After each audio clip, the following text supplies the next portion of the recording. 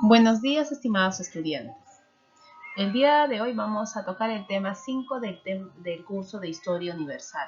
Vamos a hablar acerca de la Grecia clásica y la hegemonía macedónica y los orígenes de Roma. Vamos a empezar entonces con la Grecia clásica. En esta fase, en este periodo, nosotros vamos a hablar acerca de la historia griega, cómo estuvo marcada por tres grandes hechos muy importantes: las llamadas guerras médicas, el siglo de Pericles y la guerra del Peloponeso. Entonces, presta atención y empecemos con la clase. La civilización griega se desarrolló en el extremo norte del Mediterráneo, en el territorio que hoy ocupa Grecia, en las costas de Asia y en varias islas como Creta, Chipre, Rodas y Sicilia. Antes de que los primeros griegos llegaran a esta zona, en Creta ya había existido la cultura minoica. El pueblo cretense estaba constituido por navegantes que entraron en contacto con Egipto y Medio Oriente. Los primeros griegos se organizaban en clanes familiares. Con el tiempo, los clanes se aliaron y formaron comunidades, aunque estaban separadas entre sí debido al relieve montañoso de la región. Esto favoreció que se convirtieran en territorios independientes, con gobierno y ejércitos propios. En la Grecia antigua, estas poblaciones eran llamadas polis. Todas las polis eran muy distintas entre sí. Podemos ver estas diferencias al comparar Esparta y Atenas, dos de las más importantes. Esparta estuvo gobernada por reyes. A los habitantes se les educaba para la guerra, por lo que debían ser fuertes y hábiles en el manejo de las armas. A las mujeres se les enseñaba a luchar igual que a los hombres, y tenían derechos y libertad para elegir a sus esposos. Por su parte, en Atenas, los gobernantes eran elegidos por el voto de los ciudadanos. Los hombres no eran educados para la guerra y las mujeres no iban a la escuela. Solo podían salir acompañadas de sus familiares y no tenían ningún derecho político.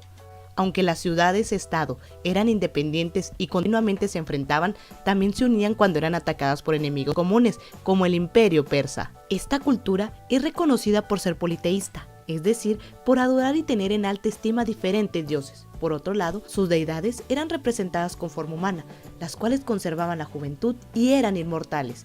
Tales dioses vivían en el monte Olimpo y estaban intensamente interesadas en el bienestar de los griegos. Aunque tenían diferentes dioses, el más poderoso era Zeus, padre de todos los dioses. En la democracia, se dice que el término surgió en la ciudad de Atenas en el siglo V antes de nuestra era, que significa gobierno del pueblo. Fue una alternativa al gobierno de una sola persona, como el rey. La democracia se basaba en la participación de todos los ciudadanos en la toma de decisiones o en la elaboración de leyes, por lo que podían elegir a quienes desempeñaban cargos políticos o bien ser elegidos para ellos. También podían votar para desterrar a alguien por 10 años. Se consideraban ciudadanos solo a los hijos legítimos de padres atenienses. Las mujeres, los extranjeros y los esclavos no tenían derecho a participar en la vida política. Macedonia, una de las ciudades-estado griegas, se impuso sobre las demás. El rey macedonio Alejandro Magno encabezó la formación del Imperio Heleno en el siglo IV antes de nuestra era, que se extendió hasta Asia Menor, Siria, Fenicia, Palestina, Egipto, Mesopotamia y el actual Afganistán y parte de India.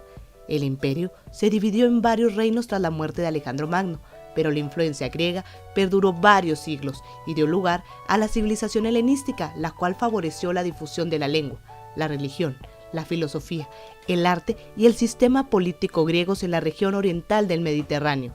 El puerto egipcio de Alejandría se convirtió en uno de los principales centros de comercio e intercambio cultural del Mediterráneo. Pueblos de distintas lenguas y regiones convivían en las ciudades, como judíos, etíopes e indios, lo que generó el intercambio entre culturas. La civilización helenística llegó a su fin en el siglo I antes de nuestra era, cuando Roma conquistó a Egipto. No existe una fecha fijada o incluso algún acuerdo sobre el periodo en que se inició y terminó la cultura griega antigua. La tradición histórica sitúa toda la historia griega anterior al Imperio Romano como perteneciente a ese periodo. Déjame en los comentarios qué otra cultura. Vamos a empezar entonces con las guerras médicas. Las guerras médicas se realizaron entre todas las polis griegas versus los persas. ¿Y cuál fue el motivo, la causa que originó estas guerras? Pues fue el expansionismo del Imperio Persa, además por la lucha del control comercial del Mediterráneo.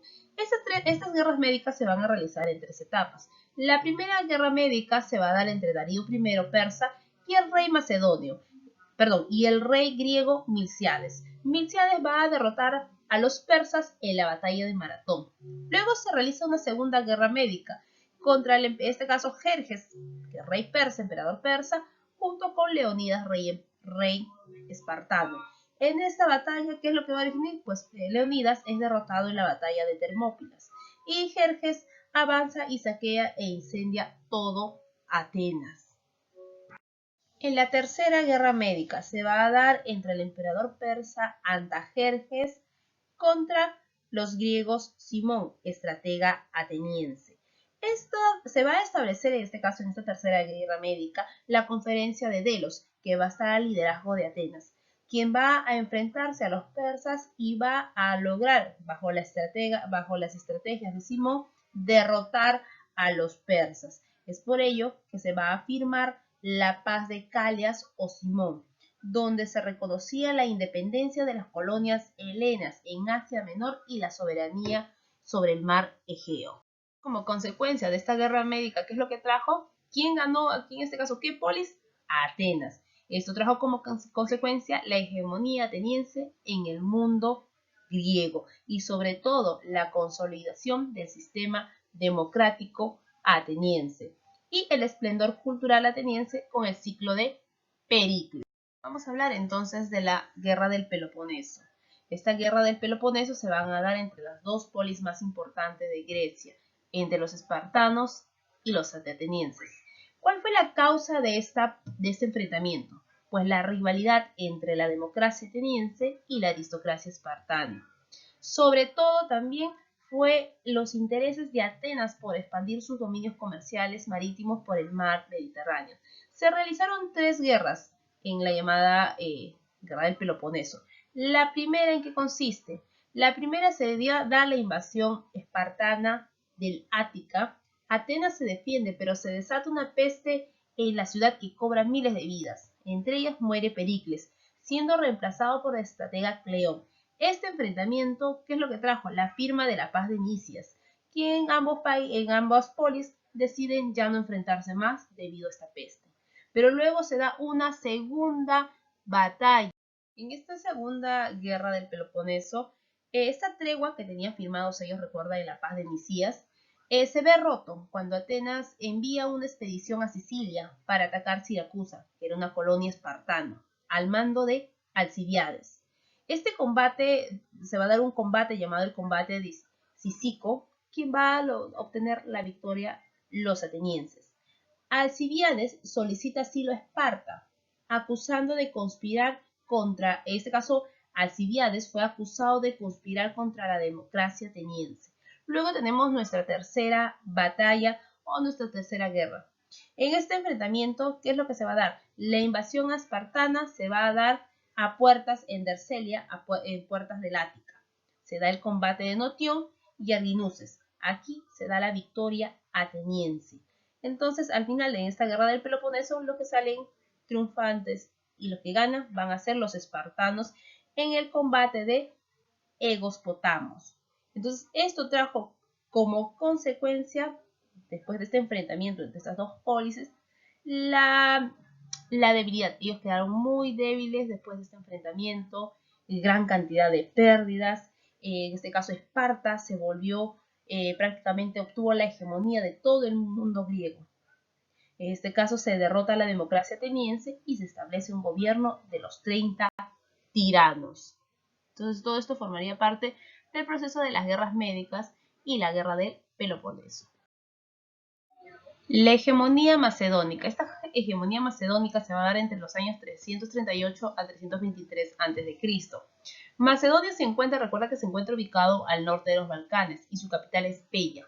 Los reyes que vamos a hablar en este caso en Macedonia es el rey Felipe II y Alejandro Magno.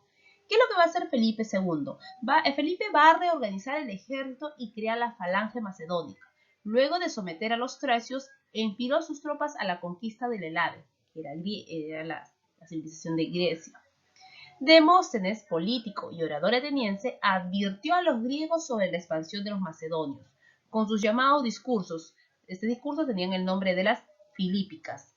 Todo fue en vano. Felipe II somete a las polis en la batalla de Queronea y la unificación bajo la Liga de Corintio. Ahora ya no existía ni la Liga de Demos, ni Delos, perdón, la Liga del Peloponeso, no. Ahora solo va a existir la Liga de Corintios, que fue cuando en este caso el reino de Macedonia va a anexar a toda esta civilización griega. Luego tenemos a su hijo, luego de la muerte, en este caso de Filipo II, asume el trono su hijo a los solo 20 años, su hijo Alejandro Magno, y este va a encargarse de conquistar al imperio persa, siendo su último emperador persa el emperador Darío III, o también llamado Condomano. Entonces aquí Alejandro Magno va a iniciar su expansión, va a anexar en este caso Egipto, se va a autoproclamar faraón y funda también la ciudad de Alejandría. Luego va a realizar expediciones en la India. Y es así donde él va a contraer una enfermedad y va a morir a los 32 años. Luego de la muerte de Alejandro Magno, el imperio, todo su imperio, va a quedar finalmente dividido por sus sucesores. Tenemos a su hijo Ptolomeo Lagos, quien va a apropiarse del territorio de Egipto, la capital de Alejandría.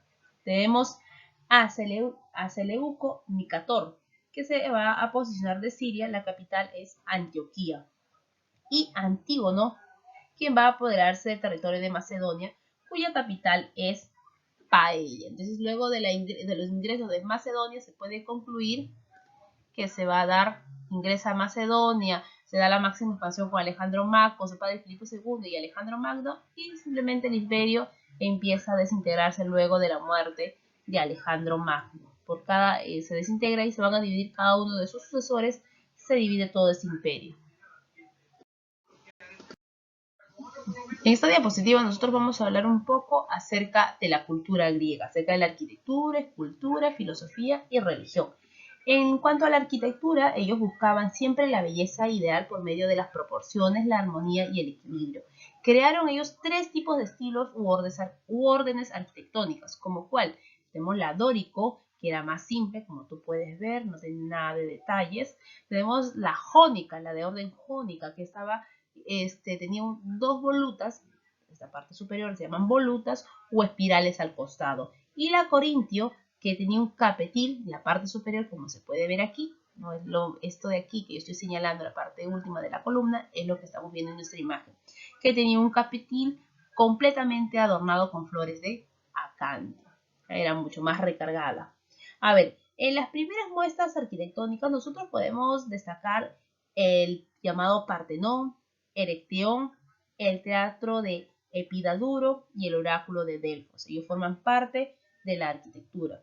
Ahora, con respecto a los griegos fueron los primeros artistas que se distinguieron en la representación escultórica ajustada a la realidad, tanto de las figuras en el movimiento como en reposo. Destacaban especialmente la perfección y la justa proporción del cuerpo humano, además de la belleza de sus creaciones. Los grandes representantes de este periodo tenemos a Mirón, con la imagen de la escultura del discóbolo, que pueden ver aquí en nuestra diapositiva.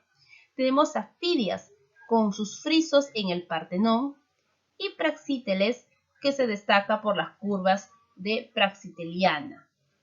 Luego tenemos en este caso la filosofía. En la filosofía nosotros podemos destacar dos periodos muy importantes. El periodo cosmológico, que era el presocrático antes de Sócrates, donde surge este periodo cosmológico. Surge en Mileto. Los primeros filósofos van a querer buscar la explicación de la naturaleza. Aquí tenemos a Tales, a Anaxímenes, Anaximandro, entre otros.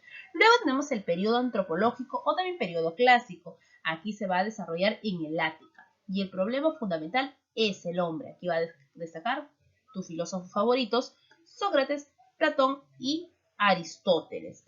En la religión aquí tenemos infinidad de dioses, a Atenea, tenemos a Poseidón, Apolo, Hermes. Podemos decir que era una religión politeísta.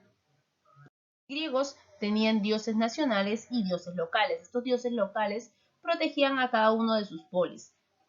Además, concebían la constante participación de los dioses en los asuntos humanos y trataban constantemente de ganarse a través de algún sacrificio. Algunos dioses, y como ya les mencioné, tenemos a Zeus, Hera, Atenea, que era la diosa de la sabiduría, Afrodita, diosa del amor, Ares, el dios de la guerra, Apolo, dios de la verdad, Hermes, el mensajero de los dioses, y así sucesivamente. Bueno, seguimos entonces. Entonces aquí ya terminamos con respecto a la cultura griega. Vamos entonces a iniciar con la civilización romana. Para empezar, necesitamos nosotros ubicar esta civilización romana.